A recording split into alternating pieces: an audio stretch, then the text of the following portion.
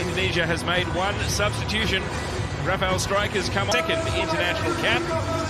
Please welcome Team Indonesia.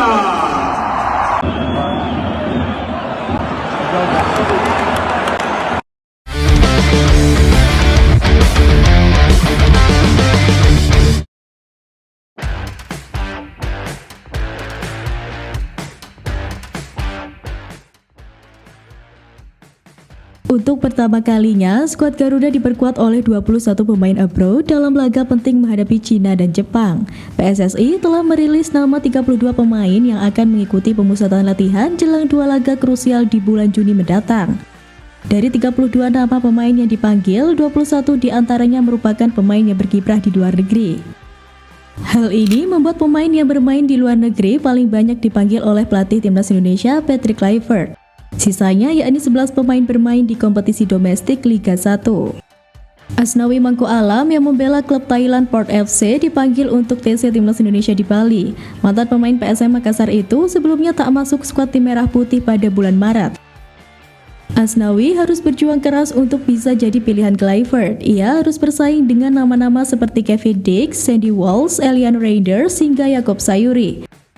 Di luar Asnawi, nama-nama pemain abroad yang jadi langganan timnas Indonesia akan tetap jadi tulang punggung timnas Indonesia. Sebut saja Jay Izels, Kelvin Verdong, Tom Hai, Marcelino Ferdinand, Kevin Dix, Martin Pas, dan juga Ole Romani. Nama terakhir yaitu Ole Romani akan jadi tumpuan skuad Garuda untuk mencetak gol. Pemain Oxford United itu terbilang produktif karena bisa mencetak 2 gol di 2 penampilan awal bersama timnas Indonesia.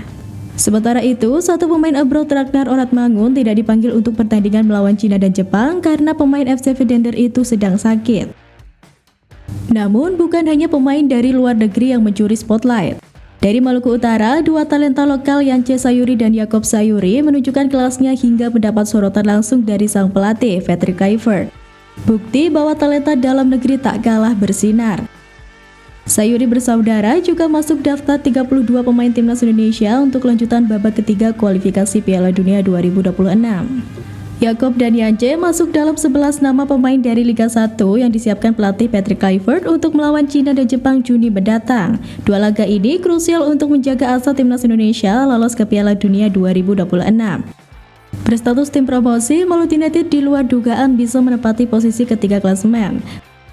Maluku United berada di bawah sang juara Persib Bandung dan Dewa United. Rapor individu Yaakob dan Yance Sayuri juga terbilang ciamik. Keduanya produktif soal urusan gol dan assist. Berdasarkan data Transfermarkt, Yaakob yang mengisi posisi sayap telah mengemas 10 gol dan 6 assist. Sedangkan Yance yang berperan sebagai bek sayap bisa mencetak 7 gol dan 5 assist. Dengan torehan meyakinkan ini, Yaakob dan Yance dipastikan siap bersaing merebut tempat di timnas Indonesia. Keduanya memang harus bekerja keras agar tidak tersisih dari skuad sementara timnas Indonesia yang akan lebih dulu melakoni pemusatan latihan di Bali.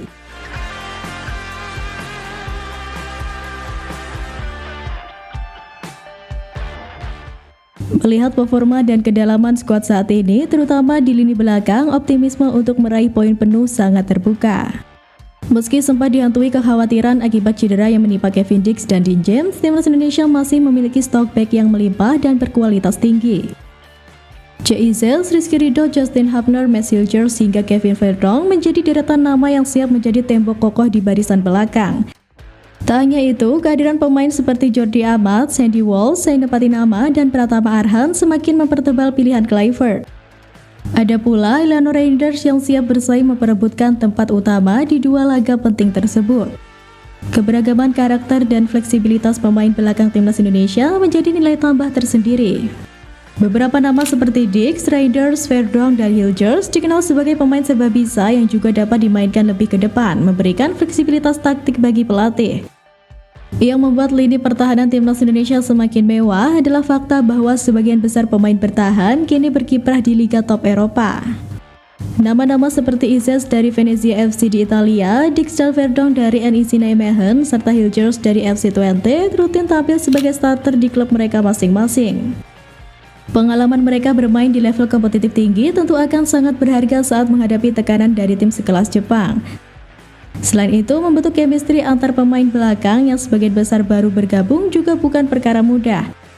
Pelajaran berharga datang dari laga debut Kluivert saat Indonesia kalah telak 1-5 dari Australia. Koordinasi lini belakang yang belum padu saat itu menjadi catatan penting yang harus diperbaiki sebelum menghadapi dua laga berat ini. Absennya Marcelino Ferdinand dan kiper utama Martin Pas akibat akumulasi kartu juga akan mempengaruhi keseimbangan tim. Meskipun sektor pertahanan tetap menjadi titik paling kuat saat ini.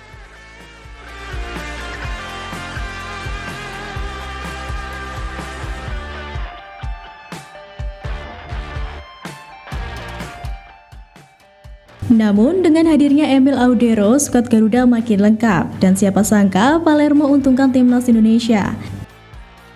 Palermo kalah di laga pertama playoff menuju Serie A. Di balik kekalahan tersebut, ada kabar baik untuk timnas Indonesia menyangkut Emil Audero. Palermo yang memainkan Emil Audero Mulyadi sebagai kiper utama harus mengakui keunggulan Juve Slavia dengan skor tipis 0-1. Gol Andrea Donate di menit ke-67 jadi satu-satunya gol yang tercipta di laga tersebut. Dengan kekalahan tersebut, Palermo gagal melaju ke babak semifinal playoff ke Serie A. Otomatis harapan untuk naik kasta di musim depan pun sudah harus terkubur. Di balik kekalahan Palermo tersebut, ada kabar baik untuk timnas Indonesia.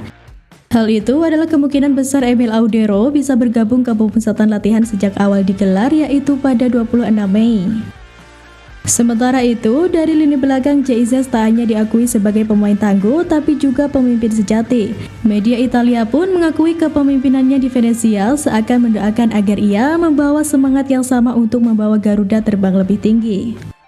Kiprah Jesus di Venezia mendapat pujian dari media Italia. Bek timnas Indonesia itu dianggap mumpuni sebagai kapten Ila Gunari. Bang Jai mulai mengembang kapten tim Venezia sejak awal tahun ini. Dia menggantikan posisi Jolpo Gianpaolo yang memutuskan pindah ke klub Serie B Palermo. Masa-masa sulit dilalui pemain berusia 24 tahun itu sejak menjadi kapten Venezia. Timnya belum pernah menang di Liga Italia sejak terakhir kali mengalahkan Cagliari 2-1. Media Italia Tutto Mercato mengapresiasi kehadiran Bang Jai sebagai kapten Venezia. Bek 24 tahun itu dianggap mampu memotivasi rekan setimnya di dalam dan di luar lapangan. Jika kebangkitan dipercayakan pada kekompakan pertahanan, simbolnya adalah Kapten Izes, semakin memperlihatkan tak hanya menjadi pemimpin di lapangan, tetapi juga di luar lapangan. Tulis Tutto Mercato dalam artikel yang terbit 30 Maret 2025. Performa dan kualitas Jai Izes di Venezia membuat dirinya masuk radar tim-tim papan atas Italia.